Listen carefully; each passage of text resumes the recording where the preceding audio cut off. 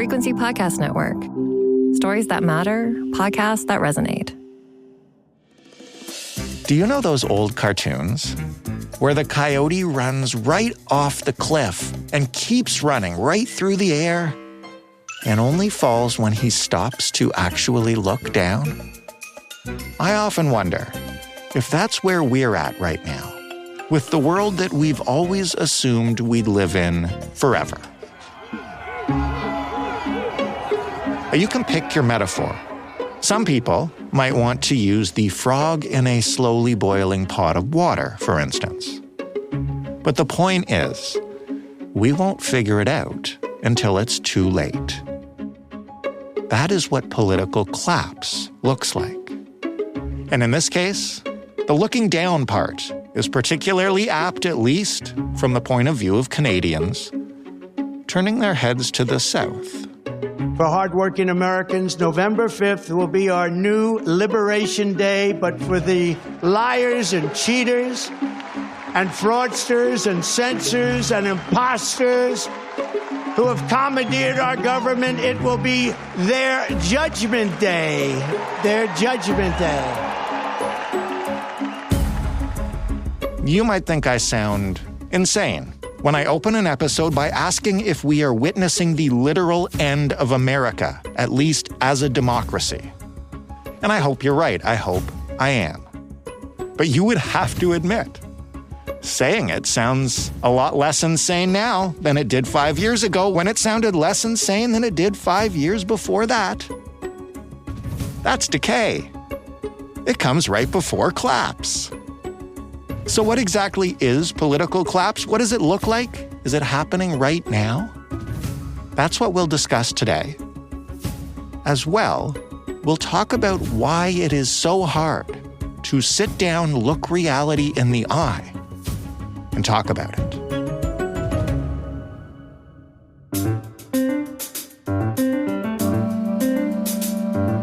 I'm Jordan Heath Rawlings. This is The Big Story. David Moscrop is a writer, a podcaster, a political commentator, and analyst, and the author of a book called Too Dumb for Democracy. And I remember talking to you shortly after its publication. I thought the title was funny. It was, yeah, you know what, we're sometimes not so smart. Now it looks like we might actually be like literally too dumb for democracy. I like to say you never go broke betting against democracy. Just as I like to say that the book holds up really well, which is deeply, deeply, deeply disconcerting. Yikes. Right? I would love if the book didn't hold up.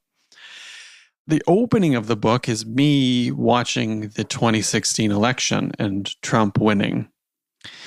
And so it was already a concern then.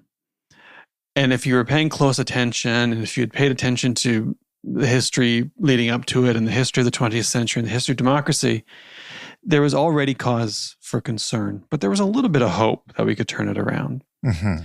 And now the cause for concern is growing and the hope we can turn it around is shrinking. And I think that's where we are right now.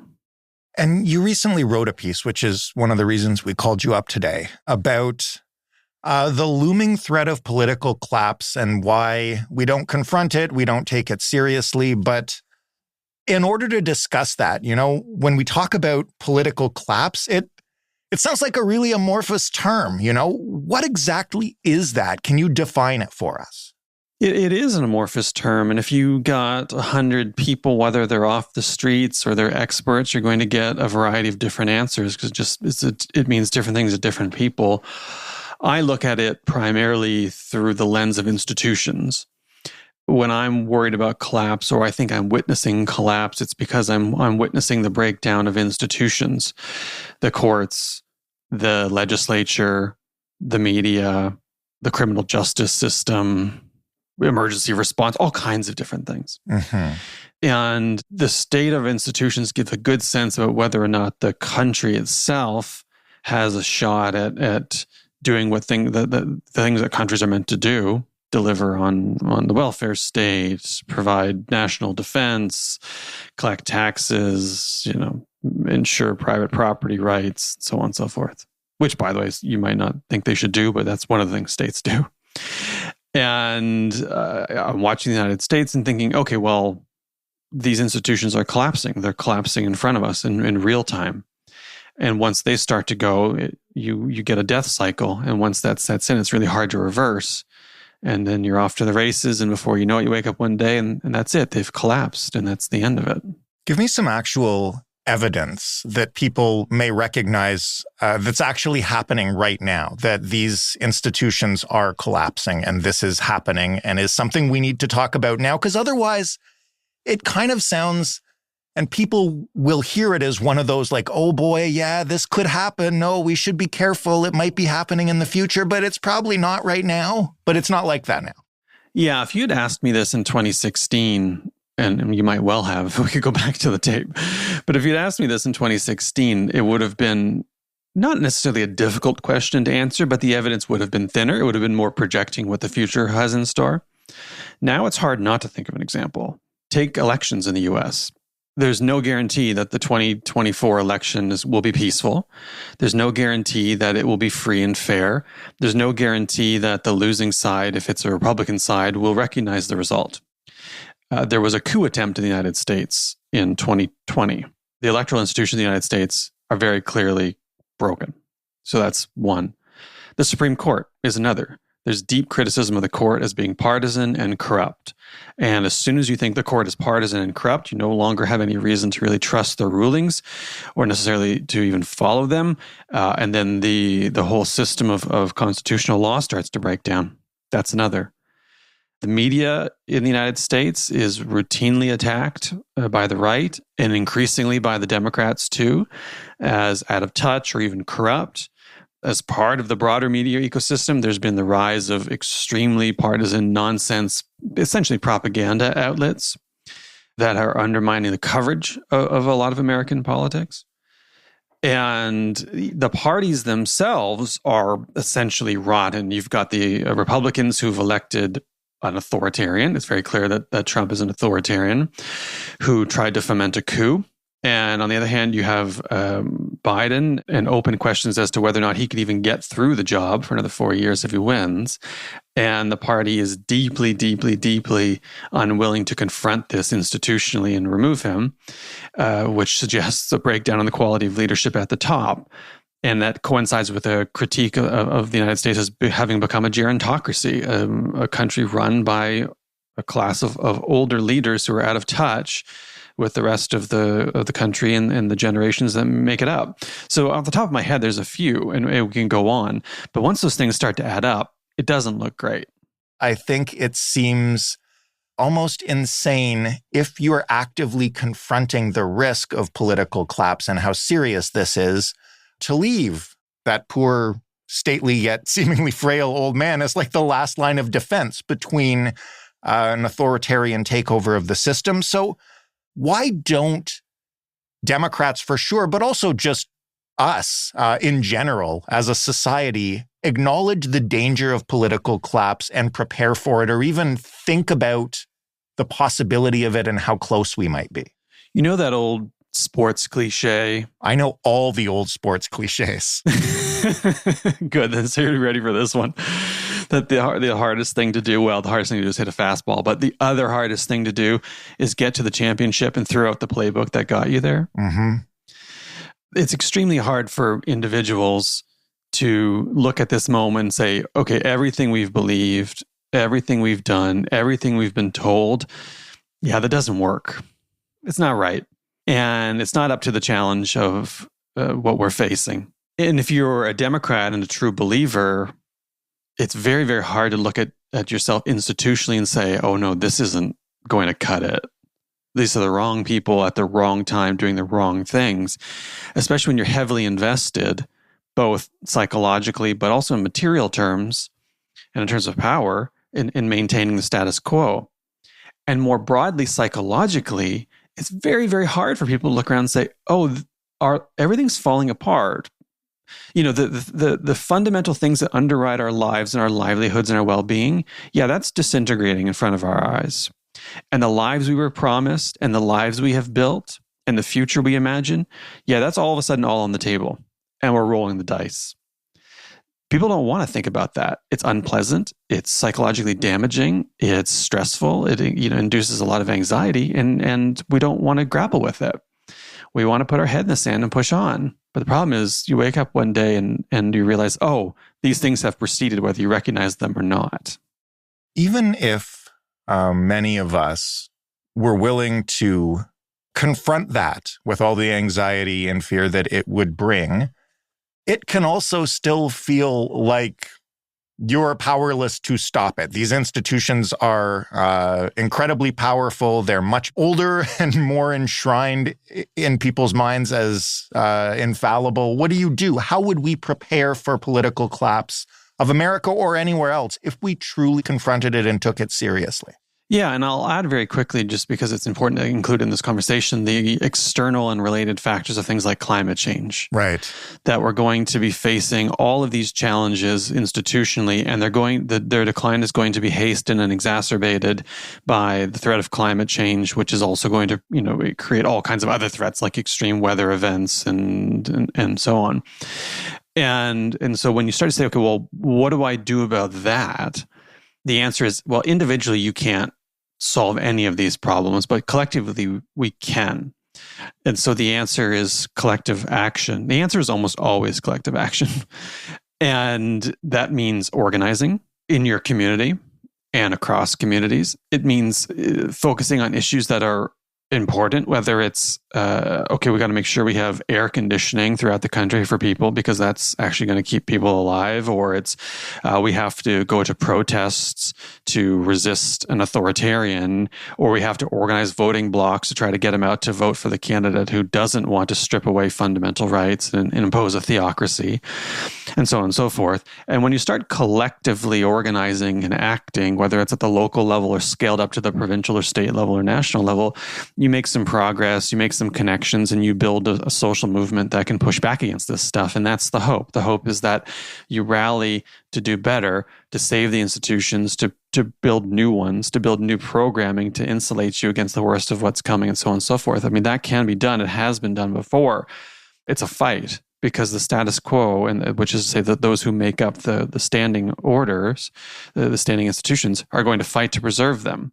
Because institutions take on a life of their own at one point, right? And there's an old line that a lot of these folks would rather see, the whole thing collapse and their institutions change because they're so deeply invested in the status quo. But we can organize to overturn the status quo and to institute something better. And that's the work that needs to be done. But it starts with accepting that you have a problem that you need to solve.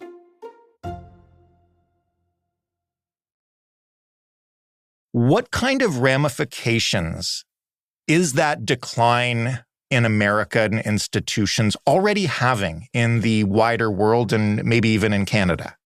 So I'm going to be agnostic about this first one because there's actually a reason to believe that potentially there's some good that will come of it, but there's a rise of a multipolar world. The 20th century, a good chunk of it, certainly the post-war years, were marked by the rise of American hegemony and later American empire. And there's a chance now that we get a multipolar world. And you might say, well, that means China, that means India, God forbid, that means Russia. But the balancing of global power is something we ought to think about a little bit as to whether or not that's a net good, because it might be. Especially as countries who have traditionally been oppressed, I'm thinking of developing world countries, have a chance at asserting themselves. So that's shifting already. There's a kind of global reordering of power. Now, much less ambiguous is a decline in the United States is going to make life in Canada much more difficult for things like trade, which is going to have potentially a very dangerous effect on the country, economic effect. We're already scrambling to think of what we're going to do with the USMCA up for review in 2026, and God knows what a Trump administration would do with that.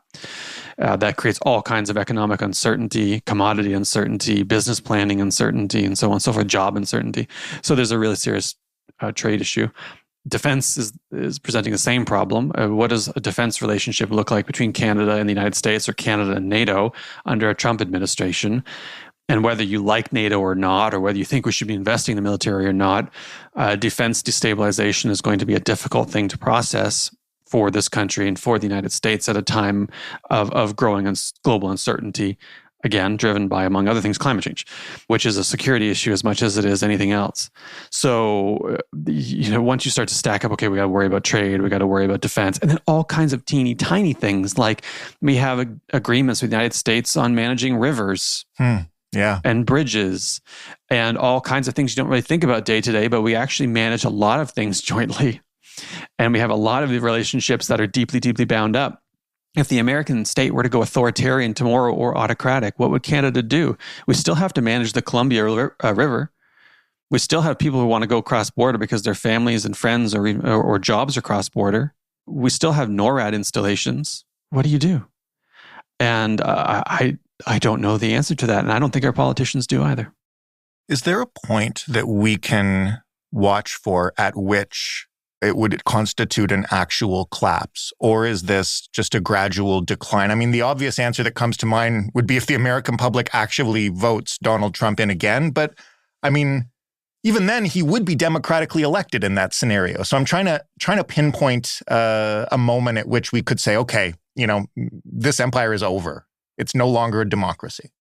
Well, I think the empire will survive the democracy one way or the other, which is of interest, of note, potentially terrifying note. But I don't know. I mean, it'll be easier to say, well, okay, the point at which, say, Trump wins, he's democratically elected. Say the election is free and fair. Okay, he wins fair and square, more or less. But then say he decides he's not going to leave in 4 years. I mean, that's a pretty obvious one. Unless he's removed, this is no longer democracy. You don't get to just say, I'm staying. Or if he loses, but tries to pull off a coup and actually succeeds this time, which 10 years ago, I think if you had said something like that, people would have kind of laughed at you. And all of a sudden now you say, I'm here like, oh yeah, maybe, right? And in the span of 10 years. Those are obvious moments, but institutionally it's more complicated because as others have pointed out, I think David Runciman pointed this out, it won't be tanks in the streets necessarily like it was in the 20th century. It'd say, oh, okay, well, this is the moment we can see collapse. There's tanks in the streets. Now it's more subtle. The institutions just sort of crumble away and one day they don't do what they're meant to do anymore. And you wake up and you're like, oh, I guess this is it. It just happens little bit by little bit by little bit. And there isn't any single moment you can point to, which in a way is more stressful and anxiety-inducing because you're just in this constant state of decline. You're like, every day is a little harder, every day is a little worse. And I think that's where we are, and I think that's where we're going to be for some time. And the good news is that in the meantime, you can fight it. And one of the points I always try to make in these discussions when I'm writing about it is nihilism is not the answer. It's not the answer to climate change. It's not the answer to institutional collapse. Fighting for better policy, fighting for mitigation efforts, fighting for better institutions, that's the answer. Don't be a nihilist. It's really easy to be a nihilist about the United States right now. It's so easy. But when you look at the broader picture, if the United States collapses into authoritarianism, what does it mean for the health of Canada's democracy in particular? I know we like to say in politics here that, we always follow the United States. We're just, a handful of years late. Are our institutions already at that early stage that we see south of the border? I don't know, but I don't think so. There's attempts to paint, conservative leader Pierre Poilievre as a kind of mini Donald Trump. The Liberals are certainly going to do that because that's, I think in their mind, their best hope to win the next election. But he's no Donald Trump. And I think he's cynical and a kind of Thatcherite, libertarian, campus conservative gone wild. But there's no indication, he's Donald Trump. He's not the outsider that Trump comes in and wanting to burn the whole system down. Like he should, theoretically, at least love the system. He is of the system. Yeah, and he wants to cut taxes and whinge about woke politics. And that isn't to say he doesn't pose a threat. Mm-hmm. I think if I'm a trans person, LGBTQ2S plus community, I'm worried about the conservative movement right now and its lurch to the right and its quote-unquote anti-woke agenda. I worry about that. I worry about a Poilievre government from the perspective of climate.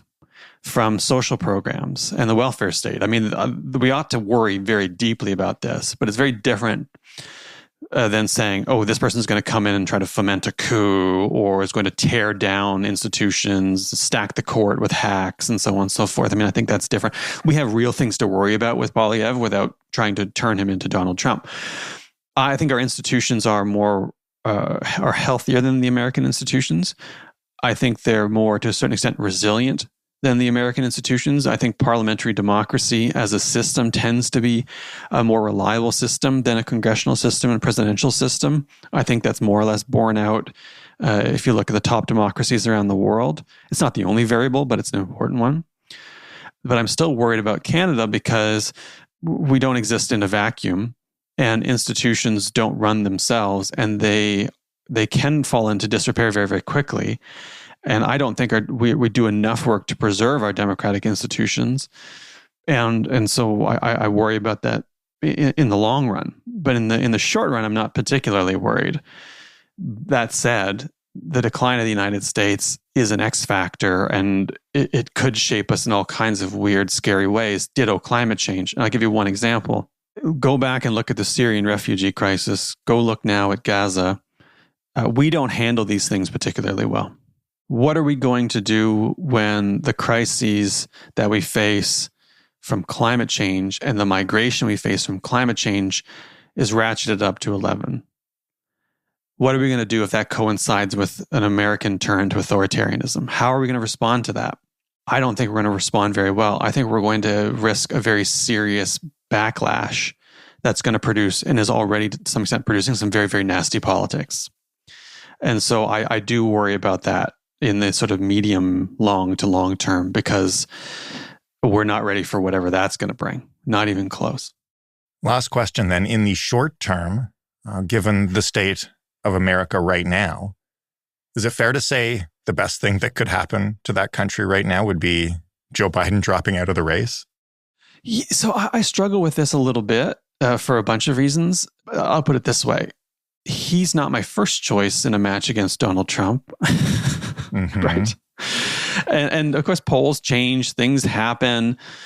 But the data I've seen suggests that, look, if you could snap your fingers, this is a thought experiment I do sometimes with myself when I'm trying to realize whether or not I want to do something, or I just am putting it off because I'm procrastinating, which is, if I could snap my fingers and make this thing happen, would I do it?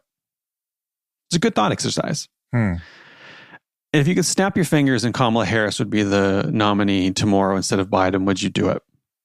I think for a lot of Democrats, the answer is yes. And if you could snap your fingers and she'd be the nominee, do you think she'd have a better chance against Trump? And I think the answer is yes. So by implication, I think the answer is yeah. One of the best things right now for the Democrats in the country would be that Biden steps down. But the worst thing that's going to happen is he stays, but the fight continues. And so the Democrats fight amongst themselves for 6 to 8 months and further poison a Biden candidacy. And you end up with the worst of both worlds, which is what we're getting now, the worst of both worlds. David Moscrop, always a sunny pleasure to interview on the Big Story podcast. Thank you very much, and thanks for having me as always. David Moscrop, as I said, always filled with light. You can read his writing and subscribe to it at davidmoscrop.com. That was The Big Story. For more from us, you can head to thebigstorypodcast.ca. You can also type in David's name there and find some equally illuminating and definitely cheerful episodes. And you can write to us to tell me that I'm crazy and this will never happen, and I will definitely save that letter for later.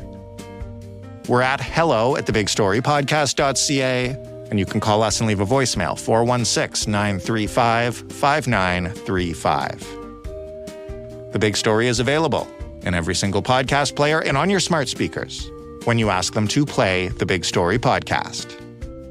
Thanks for listening. I'm Jordan Heath Rawlings. We'll talk tomorrow.